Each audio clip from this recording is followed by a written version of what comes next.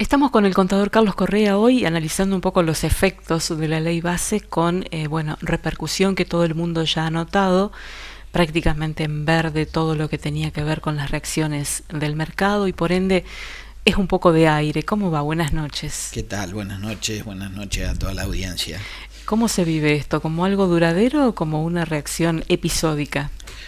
No, yo creo que lo más importante es que, al menos siempre pensando en optimista, más allá de que hubiera querido otra ley, lo veo como algo sostenible, que fue una batalla ganada muy importante, más allá de que tiene sabor a poco en algunos aspectos respecto de lo que se planteó en diciembre, enero, febrero, cuando se debatía fuertemente estas 4.000 leyes que iba a modificar la ley bases, etcétera. Y bueno, a mí me queda un sabor amargo en ese sentido, pero respecto a la pregunta específica, si lo veo como un logro para que sea sostenible y de largo plazo, me parece que sí, que es un arranque después de tanta dificultad y tanto riesgo de que se quede empantanada esta ley, lo cual iba a provocar fuertemente una reacción negativa y una incertidumbre mayúscula. Creo que se vio reflejada hoy la credibilidad y la sustentabilidad, que le pedía por un lado el fondo, le aprueba la octava revisión, le aprueba un desembolso de 800 millones de dólares, que no es nada, pero que es a su vez un signo de confianza en el camino. Es todo, son símbolos, signos de confianza. Lo mismo que la suba de bonos y acciones, la caída de 45 pesos en el valor del dólar blue, que es la mayor caída en un día desde hace mucho tiempo. Entonces fueron todas señales, o sea, suba de bonos, de acciones, de baja de riesgo país. A su vez se conoce justo hoy, tendría que ser viernes, dijo uno, nada más para hacerla completa, porque se conoció la inflación 4,2%, que es altísima si miramos que los países desarrollados tienen un 4% anual y nosotros tuvimos eso en un mes, pero si la comparamos con el 25,6% de hace 5 meses o 6 meses, es un logro importante. Y quedó el monotributo, quedó un montón de aspectos positivos en cuanto a la parte laboral, que se eliminaron las multas, se logró avanzar con la extensión del periodo de prueba, más allá de que, siempre digo, nadie toma empleados para despedirlos. Debería tener un impacto mucho más positivo la baja sustancial de las cargas laborales y no solamente poder despedir a alguien dentro de los 3, 6, 8, 12 meses sin pagar la indemnización, sino que a lo largo de la relación laboral tenga un costo menor, una menor carga fiscal, previsional, sindical. Así que creo que hubo cosas rescatables que se rescatan. Monotributo y monotributo social, porque hubo una confusión. Algunos interpretaron que monotributo social directamente salía de circulación. Sí, yo tengo mi punto de vista, que el monotributo social realmente, así como existe la categoría A hoy de monotributo, el monotributo social, y la categoría A de monotributo a los valores que tiene, casi no deberían existir, porque nadie puede sobrevivir con lo que exige, por ejemplo, el monotributo social, que tiene un montón de limitaciones que la mayoría no la puede cumplimentar para permanecer en el régimen en cuanto a todas las exigencias que tiene. La categoría A, por lo bajo, el bajo nivel de facturación, son 2 millones anuales. Quiere decir que un monotributista factura 150.000 pesos por mes o algo más, 160, y la realidad es que nadie puede sobrevivir facturando esa cifra. Entonces creo que son cosas que se tienen que resolver. El tema de ganancias y bienes personales también creo que la Cámara de Diputados va a insistir y va a lograr sacar adelante este proyecto que, bueno, hoy los gobernadores estaban que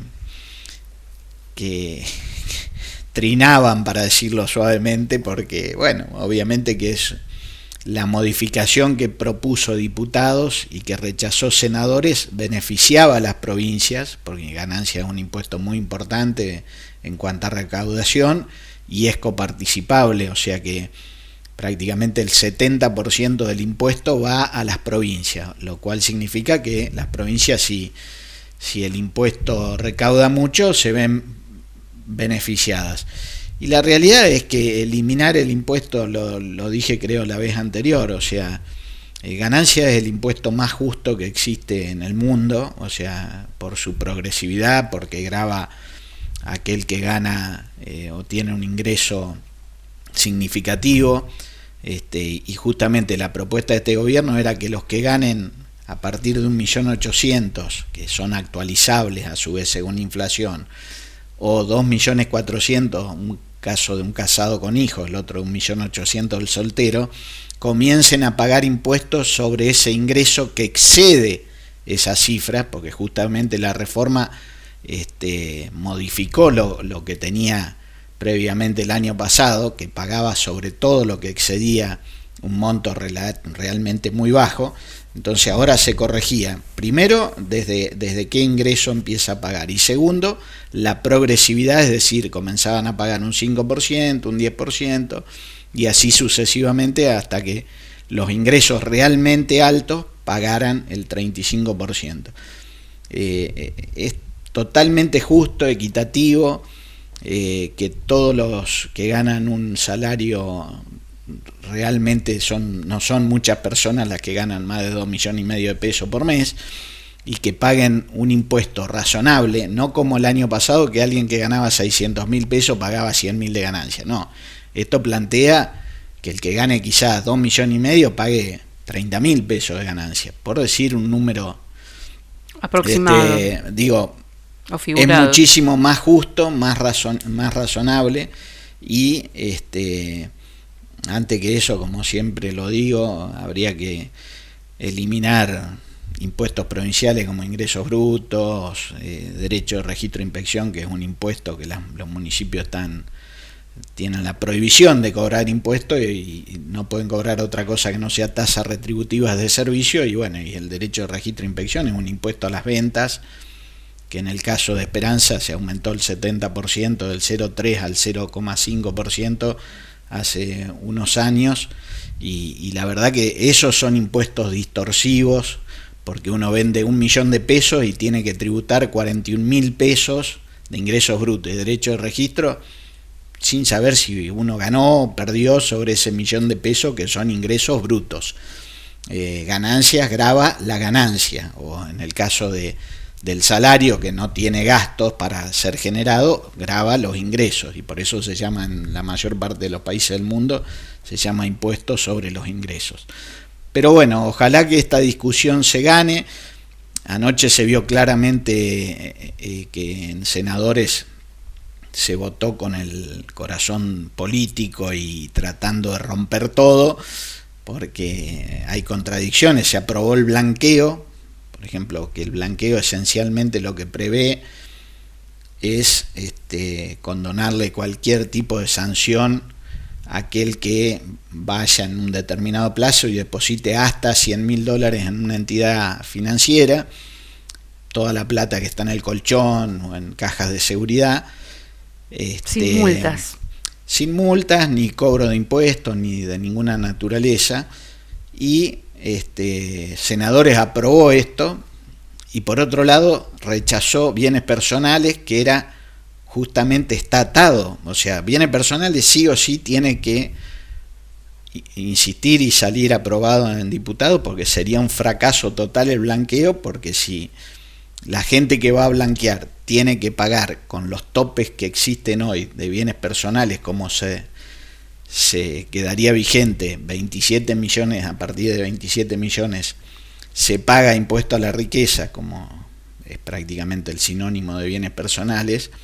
Quien tiene 27 millones no es rico, o sea, cualquier persona que tiene unos pocos bienes llega a ese valor. Por eso la propuesta de diputados de esta ley era ampliarlo a 100 millones, la casa que existe como vivienda única para la familia, que sea hasta 350 millones de pesos que estén exentos, y bueno, proponer un blanqueo y aprobarlo sin modificar bienes personales, que prevé una reducción de las alícuotas y preveía incluso el pago anticipado como para garantizarse esa rebaja con determinados beneficios.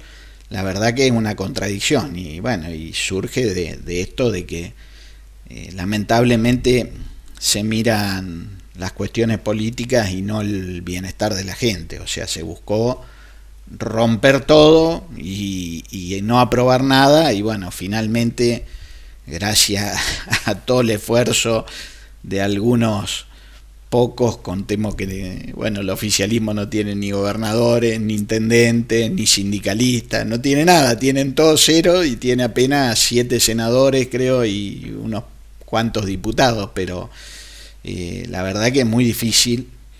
Por eso, desde ese punto de vista, que hayan salido algunas cuestiones y que paralelamente se estén dando resultados concretos, como es superávit fiscal, baja fuerte de la inflación, aprobación por parte de los organismos internacionales de crédito, apoyo internacional de los países más importantes del mundo, bueno, creo que van a ir generando un contexto que...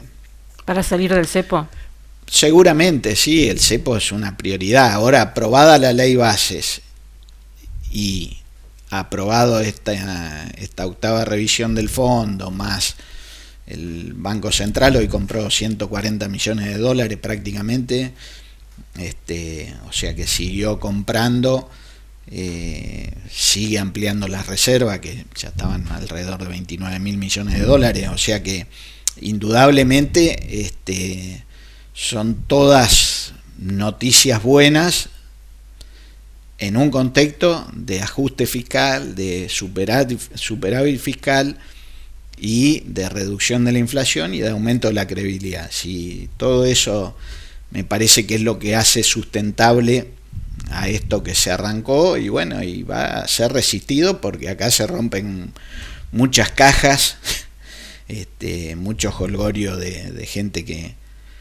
estaba acostumbrada a vivir del subsidio del Estado y de la factura trucha y de recibir todo tipo de dádivas de un gobierno que no controlaba nada, y no fue solamente el gobierno anterior, fueron muchos de los anteriores.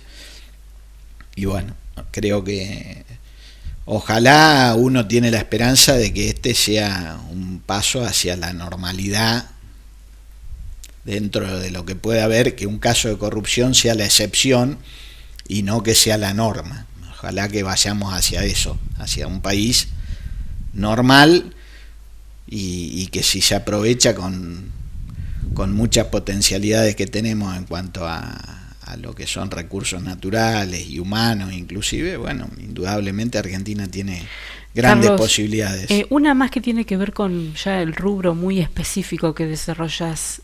¿Qué ves cuando te encontrás con los clientes? ¿Cuál es hoy la mayor incertidumbre?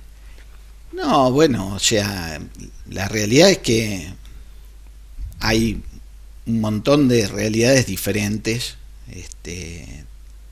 por rubros y por tipo de negocio.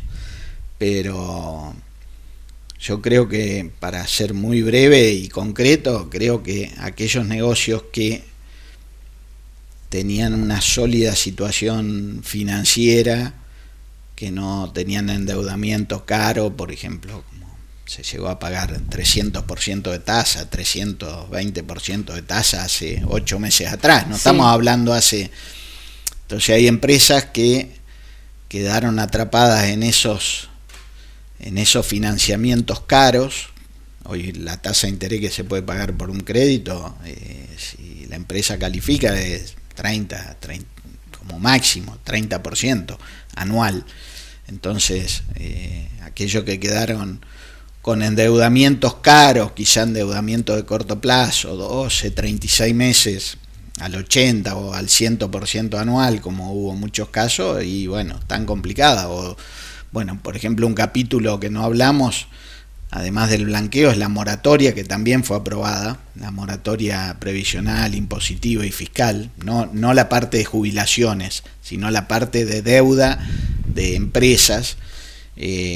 Bueno, muchas empresas, imaginemos que la AFIP estaba cobrando 6-7% mensual de punitorio o resarcitorio, o sea, unas tasas astronómicas, usurarias, realmente. Eran más caras las deudas o los intereses de AFIP que los intereses bancarios en algún momento. Entonces, que haya ahora una posibilidad de moratoria puede también facilitar. Pero digo, con respecto a la pregunta, y muchas empresas que venían con dificultades financieras y de endeudamiento fiscal, hoy, y en una vorágine de compras, que el negocio era comprar, y todo eso se paró, y hoy nos encontramos que quizás lo que se pagó en octubre, noviembre, diciembre a un precio, hoy vale menos, 30-40% menos. Hay muchos insumos que han hecho ese tipo de deflación, de baja de precio. Entonces, bueno, hoy se exige que la empresa en general sea muy eficiente en un escenario de normalidad en cuanto a inflación, que no hay inflación, que el endeudamiento no va a ser fácil pagarlo. O sea, las empresas tienen que ser mucho más eficientes, más ordenadas, hacer mucho más esfuerzo. El teléfono dejó de sonar, o sea, hasta noviembre, octubre era todo llamar para comprar, porque todo el mundo quería cubrirse con bienes. Esa realidad en 4 meses cambió, de diciembre a abril. Entonces, la empresa que no lo entendió, y bueno, en mayo y junio está muy complicada. Y hay muchas empresas que están en ese escenario. Gracias, Carlos. No, gracias. Excelente panorama.